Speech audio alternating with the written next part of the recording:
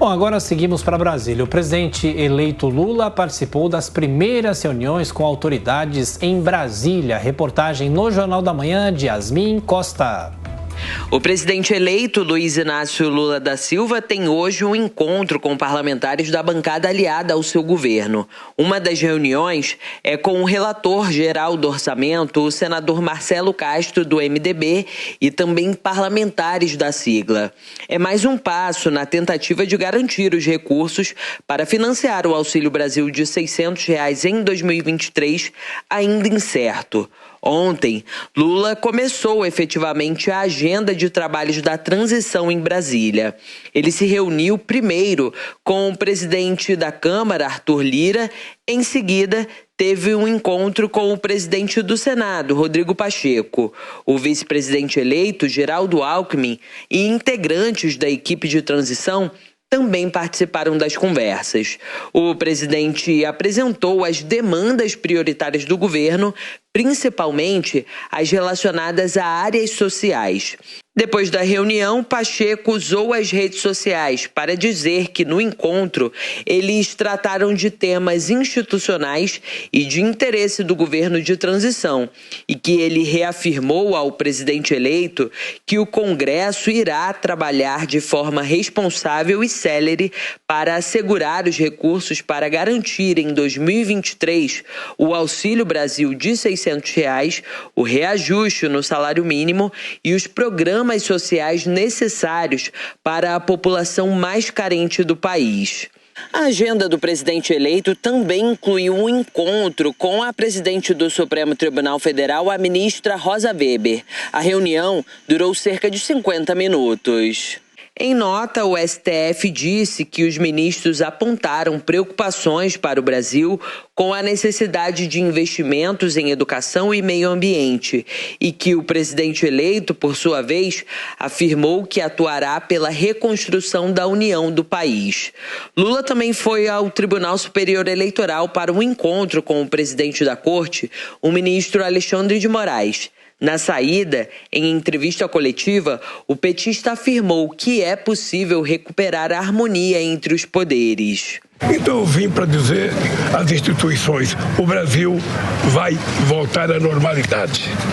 Vai voltar, a gente vai voltar a dormir tranquilo, a gente vai voltar a sonhar, a gente vai voltar, sabe, a ter o prazer e o orgulho de ser brasileiro em tempo de paz. Lula agradeceu Moraes pela condução das eleições e afirmou que a urna é um orgulho dos brasileiros. Cabe ao presidente reconhecer a sua derrota. Cabe a ele fazer uma reflexão e se preparar para daqui a uns anos concorrer outra vez.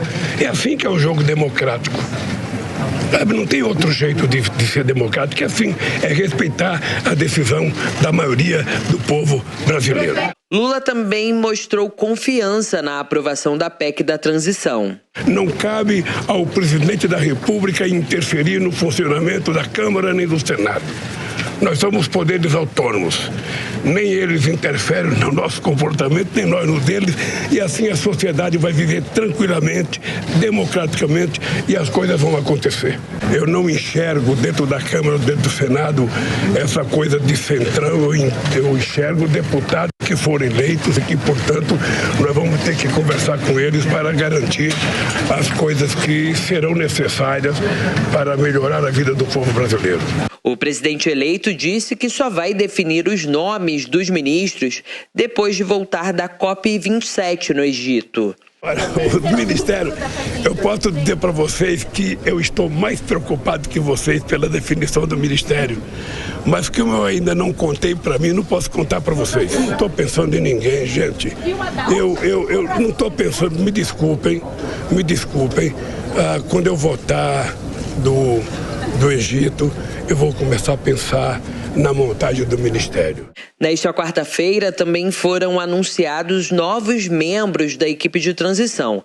A área da saúde será coordenada pelo senador Humberto Costa e contará com a participação do deputado federal Alexandre Padilha e dos ex-ministros Arthur Quioro e José Gomes Temporão.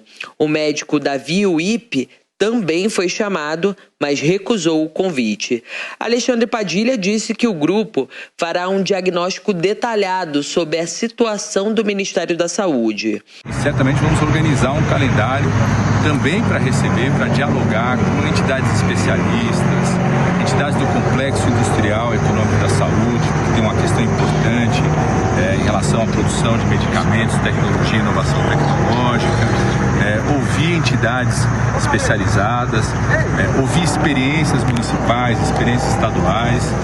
Então acho que tem uma grande contribuição, tem sentido um movimento muito positivo. De um lado, um reconhecimento do time indicado pelo presidente Lula. Também nesta quarta-feira, o MDB completou as indicações para a equipe de transição do governo do presidente eleito. O Conselho Político contará com a participação dos senadores Renan Calheiros e Jader Barbalho, que representarão respectivamente o Nordeste e o Norte do país. Germano Rigoto ficará responsável pela área de indústria, comércio e serviços. As indicações da sigla ainda precisam ser referendadas por Lula. Bom, Gênesis, nosso comentarista, Roberto Mota, você acha que o presidente eleito já deveria começar a anunciar nomes ou esperar mais um pouco? Tiago, nós ouvimos aí o Pacheco falar que foram tratados de temas institucionais e do governo de transição, né? Parece que um dos focos é o Auxílio Brasil, se falou muito disso. Eu não vi nada, nenhum comentário sobre restrições à liberdade, sobre censura. Não ouvi nenhuma palavra de ninguém sobre as manifestações que estão acontecendo no país. Eu tenho ouvido muitas pessoas falando, né, e a gente ouviu algumas aí falando sobre a reconstrução do país. Mas a economia do Brasil está voando alto. Esse ano, o crescimento do PIB vai ser de 3%. A inflação é menor do que a inflação americana e a do Reino Unido. Então, é meio difícil entender que reconstrução é essa. Mas tem muita gente que está comprando essa narrativa que a economia do Brasil está à beira do abismo, quando é justamente o contrário. Por último, não custa lembrar que a base da democracia é o Estado de Direito, o que significa, primeiro, o respeito aos direitos naturais, principalmente o direito à vida, à liberdade e à propriedade. E o respeito à Constituição, mas a Constituição de 1988.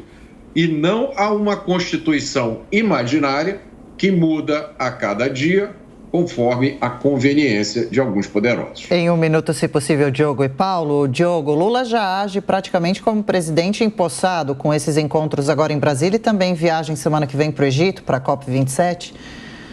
Exatamente, ele está em pleno vapor, está tentando dar a essa equipe de transição a cara de uma frente ampla, né? A gente viu na economia, por exemplo, tem 2 membros que são ligados ao PSDB, são ligados ao Plano Real, são liberais, conhecidos como liberais, Pércio Arida e André Lara Rezende, e outros 2 que são ligados ao PT, que é o caso de Nelson Barbosa, que foi ministro de Dilma Rousseff e foi responsável, inclusive, pelo desastre, né, do segundo mandato de Dilma Rousseff. E na questão da saúde, acabou ficando só pessoas petistas mesmo, ex-ministros, já que Davi Wip não aceitou. E aí, por último, só para terminar, Adriana, o importante aí a força do PSD de Gilberto Kassab, né?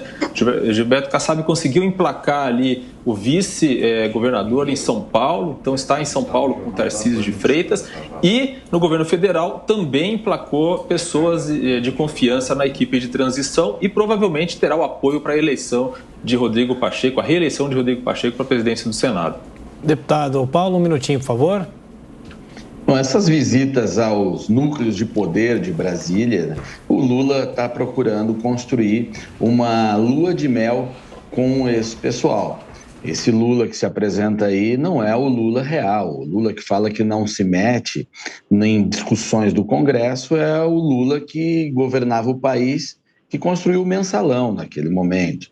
O Lula que afagou a imprensa é o Lula real que expulsou o jornalista do New York Times, do Brasil.